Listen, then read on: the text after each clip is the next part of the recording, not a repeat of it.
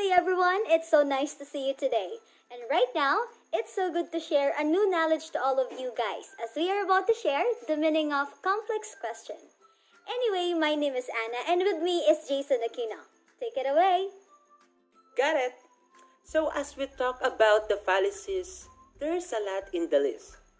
So we are just given a chance to discuss about one from the fallacies, and that is the complex question. So what is the real meaning of it? Complex question, or also known as many question fallacy, fallacy of presupposition, loaded question, trick question, and false question.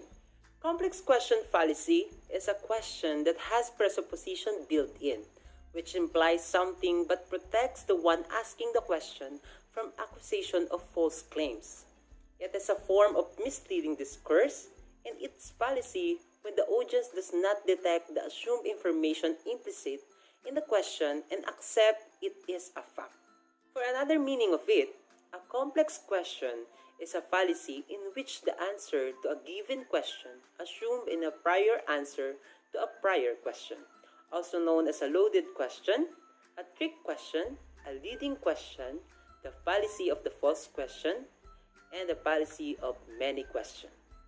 Remember this logic form.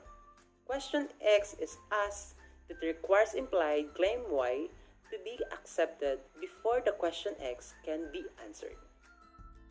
The fallacy of complex question is the interrogative form of the fallacy of begging the question, and for you to be able to understand more about this topic, we'll give you some examples. How many times per day do you beat your wife? As you can see in this statement, even if the response is an emphatic, none the damage has been done. If you were hearing this question, you are more likely to accept the possibility that the person who was asked this question is a wife beater, which is fallacious reasoning on your part. Another example, how many school shootings would we tolerate before we change the gun laws? As you can see in the statement again, the presupposition is that changing the gun law will decrease the number of the school shootings. This may be the case, but it is a claim that is implied in the statement and hidden by a more complex question.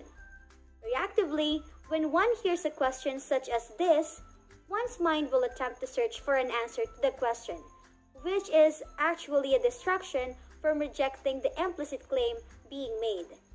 It is a quite brilliant but still fallacious. The series of consequences of complex questions can be appreciated by considering discrete questions, which would be out of order in a court of law. Example, what did you use to wipe your fingerprints from the gun? How long had you contemplated this robbery before you carried it out? In the fallacy of complex question, there is an exemption. It is not fallacy if the implied information in the question is known to be an accepted fact. Example, how long can one survive without water? It is indeed that we need water to survive, which very few would deny that fact. And here's the important tip.